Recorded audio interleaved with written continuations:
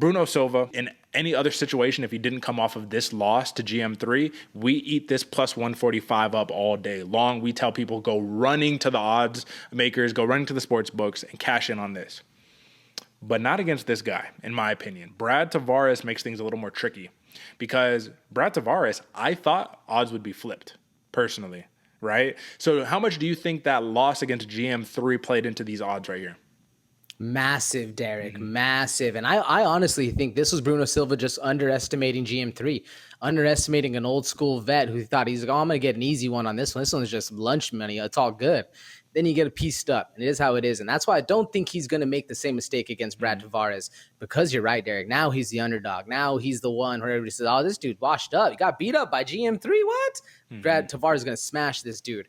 There's a lot of people who are still sleeping on Tavares, and either way, man, do not sleep on either of these fighters. That's why I think this fight's going to be very, very exciting, man. What's on the line? Brad Tavares actually getting some recognition, showing who he is, proving that he is the veteran who's really grown up in the UFC over the last 3 years, or even longer. I don't have the exact number, but against Bruno Silva, who can reclaim the actual hype and momentum he has going forward. There's a lot to eat on this plate right here. That's right. I mean, if you look at the losses in the last 10 fights between both fighters, man, they're not bad losses. Bruno Silva, GM3, that's a real veteran. Alex Paeta, what do you know? Former champion right there, right? For Brad Tavares, it's actually interesting. Yeah, you're coming off of a loss to Dricus du Plessis, right, who was making a real storm in the middleweight division.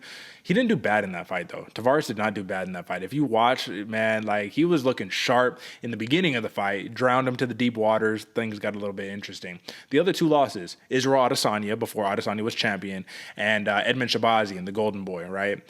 Other wins, man. Amari Akhmadov, you got Shoeface, Antonio Carlos Jr., Christoph Jocko, Elias Theodoro, rest in peace. Bubba McDaniel. You got some good fighters, man. Brad Tavares is a game dude who I think people underestimate because he's not super flashy. He just does everything really good, right? Takedown defense, striking, pressure, ring control, all of that. The only problem is Bruno Silva is one of those guys who's very Gregory Rodriguez-esque to me that has tools that he refuses to use. So let's talk about the grappling. It's not going to be easy trying to take Tavares down, but Silva has that in his back pocket. Does he use it, AJ? Are we falling into another case of a fighter that we love to watch, we love to root for, who just doesn't use the tools we want him to use? Is this another case of that? 100%, Derek. I don't think he's going to find the success using the jiu-jitsu against a very experienced Brad Tavares, man. Me banking on this fight, man, I'm hoping to see Bruno Silva utilize the length, utilize the reach, the kicks up the middle, all the things that we've seen him kind of be flashier about, but really go out there and try to eat. Because if you're on the back, if your back is on the mat against Brad Tavares, there's going to be some heavy leather raining down on you. It's not going to be a fun night. Do you see it the same way, or do you think he can pull something slick off the back? I think he could definitely pull something slick off the back, man. This dude is good, bro. He's a finisher. Bruno Silva is an absolute finisher.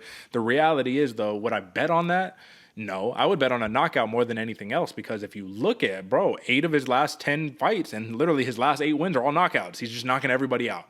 But Brad Tavares has faced higher levels of opposition in the UFC throughout his entirety of his career, which is why I think it's interesting that he's not only a minus 175 favorite, but plus 170 for that decision right there for Brad Tavares. So my question is, rounds 2, rounds 3, where are we dragging Bruno Silva? Is this just a war of attrition?